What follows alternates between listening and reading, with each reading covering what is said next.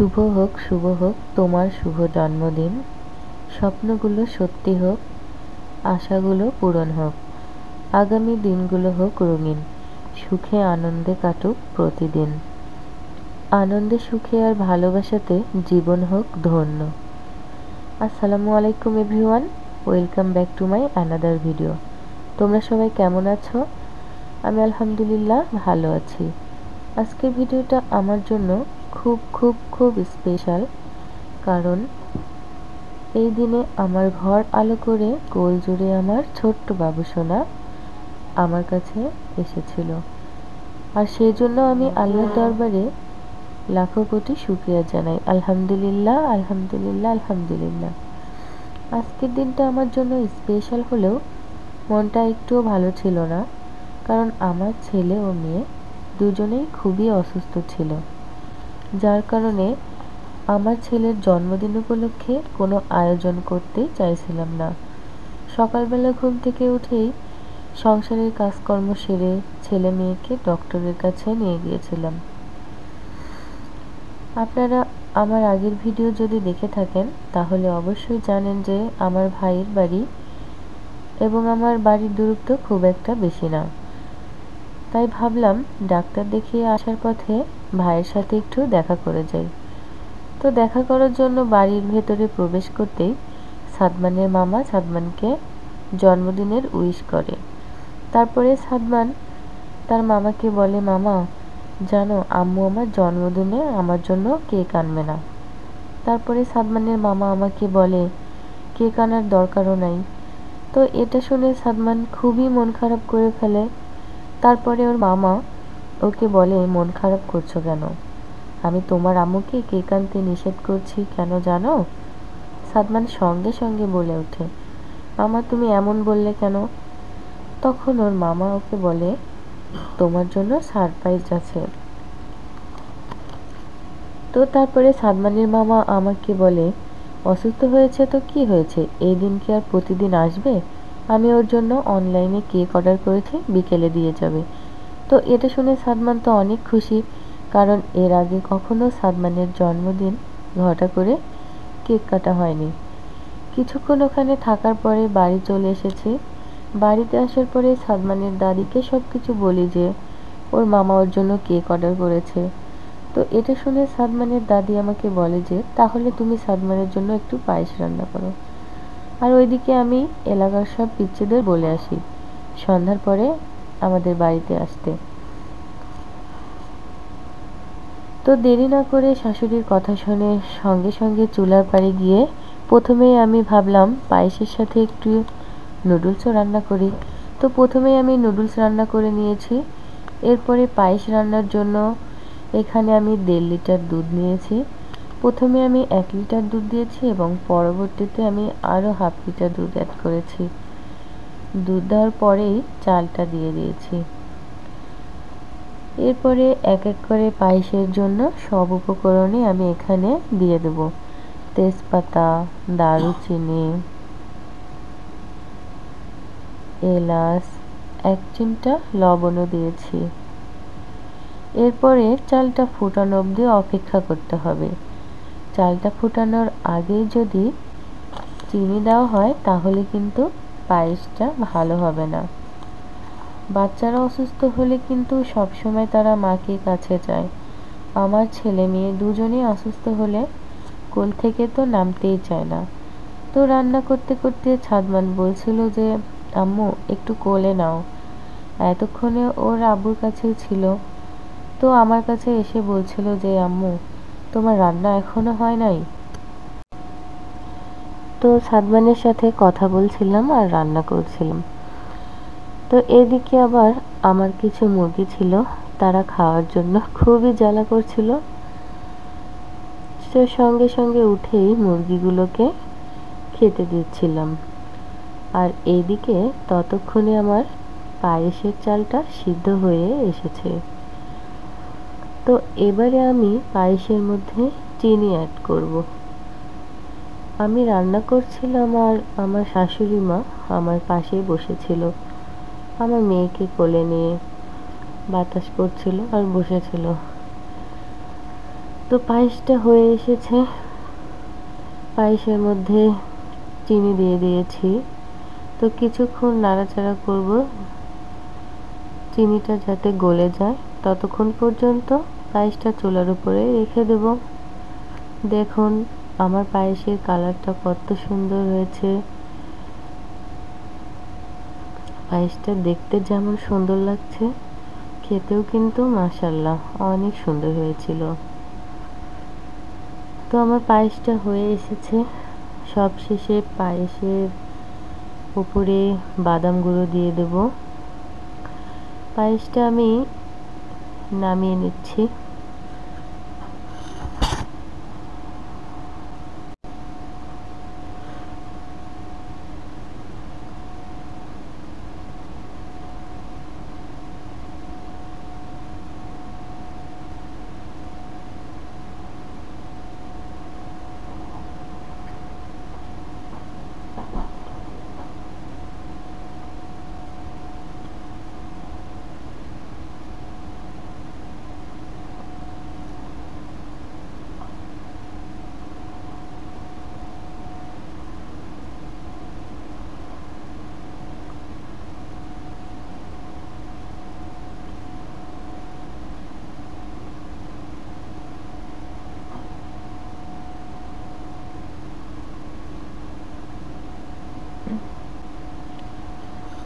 তো নুডলস পায়েসের সাথে ভাবলাম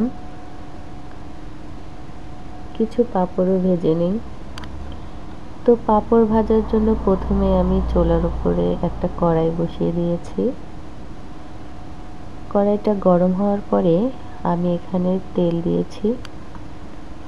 তেলটা ভালোভাবে গরম করে নিতে হবে, না হলে কিন্তু পাঁপড়টা ফুলবে না। তো আমি এখানে প্রথমে একটা পাঁপড় দিয়ে দেখছিলাম যে তেলটা আসলে গরম হয়েছে কিনা। তো প্রথমে একটু গরম কম ছিল, তারপরে দেখলাম যে পাঁপড়টা ফুলে উঠছে। তো এইবার আমার পারফেক্টলি পাঁপড় ভাজার জন্য তেলটা গরম হয়ে এসেছে। তো যে পাঁপড়টা দিয়েছিলাম কড়াইতে সেটা আমি উঠিয়ে নিয়ে এখানে আমি আরো অনেকগুলো পাঁপড় দিয়ে দেব। দেখুন পাঁপড়গুলো কিন্তু অনেক সুন্দরভাবে ফুলে উঠছে, কত সুন্দর লাগছে দেখতে, তাই না? খেতেও কিন্তু অনেক সুন্দর। আমার ছেলে তো মাঝে মাঝে বলে যে আম্মু পাঁপড় ভেজে দাও, পাঁপড় কিন্তু অনেক পছন্দ করে। তো আমি এক এক করে সব পাঁপড়গুলো ভেজে নেব এখানে।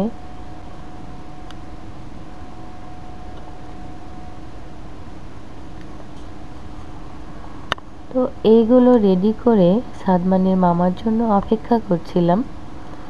সাদমানের মামা আবার এক জায়গায় গিয়েছিল, তো ওখান থেকে আসতে তার লেট হয়ে গিয়েছিল। এইদিকে আবার পিচ্চিরা ওয়েট করছিল, সবাই ছোট ছিল আর গ্রামের মানুষ তো সবাই সন্ধ্যার পরে ঘুমিয়ে পড়ে। সাদমানের মামার আসতে রাত 8টা বেজে গিয়েছিল।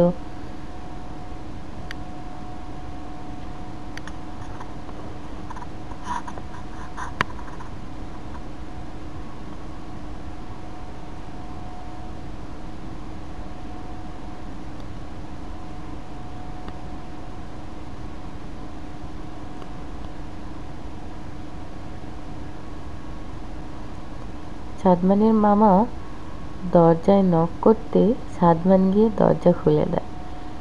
দরজার ওপারে যে সাদমানের মামা আছে সেটা কিন্তু সাদমানের মামা বাইরে থেকে বলছিল মামা দরজা খোলো। তো সঙ্গে সঙ্গেই সাদমান দৌড়ে গিয়ে দরজা খুলে দেয়। আমার ভাই সাদমানকে বলছিল যে মামা এবার খুশি হয়েছ তো? সাদমান তো কেক দেখেই অনেক খুশি হয়েছে। সাদমানের মামা বলছিল যে মামা এবার আমার অনেক খুশি। তো কেকটা খুলে দেখছিল সবাই যে কেমন হয়েছে। বিশেষ করে সাদমান অনেক আনন্দিত কেকটা দেখে। আর এদিকে সাদমানের পাশে সাদমানের খেলার সাথী মায়া, ও সাদমান সবসময় তার সাথে খেলা করে। তো সাদমানের মামা কেকের উপরে মোমবাতি সাজানোর জন্য মোমবাতির প্যাকেট থেকে মোমবাতিগুলো খুলছিল, আর সাদমান এ ঘর থেকে ও ঘরে ছুটোছুটি করছিল। সে অনেক খুশি, তার দাদিকে গিয়ে বলছিল যে দাদি আমার মামা কেক এনেছে, দেখো চলো, তো আমার মামা কেক সাজাবে, আসো, এগুলোই বলছিল আর কি, এ ঘর থেকে ওই ঘরে গিয়ে। তো কেকটা খুলে মোমবাতিগুলো সাজাচ্ছিল, আর বাহিরে আমার ছোট ছোট মেহমানগুলোর সাথে তাদের মারাও ছিল। তারা আসলে ক্যামেরার সামনে আসতে চায়নি, এজন্য তাদেরকে আমি দেখাইনি। সাদমানের মামা মোমবাতিগুলো সাজাচ্ছিল, আর সাদমান দাঁড়িয়ে দাঁড়িয়ে ওর মামার মোমবাতিগুলো সাজানো দেখছিল। আর সাদমানের খেলার সাথীকে বলছিল যে দেখো কত সুন্দর কেক আমার মামা আমার জন্য নিয়ে এসেছে। সাদমান অনেক খুশি, তাকে দেখেই কিন্তু বোঝা যাচ্ছিল, তাই না? তো এখানে সাদমান ওর মামার মোমবাতিগুলো সাজানো দেখছিল আর অনেক গল্প করছিল। তো সাদমান দাঁড়িয়ে দাঁড়িয়ে তার মামার মোমবাতি সাজানো দেখে দেখে বলছিল যে মামা আমিও সাজাবো। তোর মামা বলছিল যে না তুমি পারবে না, কেকটা নষ্ট হয়ে যাবে। তো এরপরে সাদমান ওর মামার হাত ধরে কেক কাটছিল। কেক কাটার আগে যে মোমবাতিগুলো নেভানো লাগে তাড়াহুড়োই কারো মাথায় ছিল না। আসলে বাচ্চারা কান্নাকাটি করছিল, আর আমার মেয়েকে নিয়ে আমিও ভিজেছিলাম, সেটা আমারও মাথায় ছিল না। আমার মেয়েও ঘুমাবে, ওর খুব ঘুম পাচ্ছিল, সব কিছু মিলে মনে ছিল না। মোমবাতিগুলো গলে যাচ্ছিল, সেজন্য ওর মামা মোমবাতিগুলো নিভিয়ে দিয়ে, আর এই জন্য সাদমানের যে কান্না সেইটা আর থামেই না। আসলে সাদমানও তখন খেয়াল করে নাই যে ওর মামা মোমবাতিগুলো নিভিয়ে দিয়েছে। ভিডিওতে পরে দেখছে যে ও ওর মামা মোমবাতিগুলো নিভিয়ে দিয়েছে, ও মোমবাতিগুলো নেভায়নি, তখন থেকেই কান্না করছিল। তো এখানে দেখেন যে সাদমান ওর মামাকে কেক খাইয়ে দিচ্ছিল, এক এক করে সবাইকে কেক খাইয়ে দিচ্ছিল, ওর আপুকে কেক খাইয়ে দিচ্ছিল। তো এইখানে আমি আরেকটা কথা বলতে ভুলে গিয়েছিলাম, যে কেকের উপরে থাকা মোমবাতিগুলো সাদমান নেভায়নি, সেজন্য সাদমান অনেক কান্না করছিল। তো পরবর্তীতে সাদমানের কান্না থামানোর জন্য পরের দিন আর একটা কেক এনে মোমবাতি জ্বালিয়ে নিভিয়ে তবেই সে থামে। আর এইদিকে আমি সবাইকে কেক দিচ্ছিলাম, আর সাদমান ওর মামাকে এবং ওর মামার বন্ধুকে কেক দিচ্ছিল। এই যে দেখেন, প্রথমে ওর মামাকে কেক দিচ্ছিল, তারপরে সাদমানের মামার বন্ধুকে কেক দিচ্ছিল। সাদমানের মামার জন্যই আজকের এই স্পেশাল দিনটা আরও স্পেশাল হয়েছে, সাদমানের জীবনে অনেক খুশি বয়ে এনেছে। তো আমার পক্ষ থেকে আমার ভাইকে অসংখ্য ধন্যবাদ। আর সাদমানের পক্ষ থেকে আপনারা তো দেখতেই পাচ্ছেন সাদমান কতটা খুশি হয়েছে।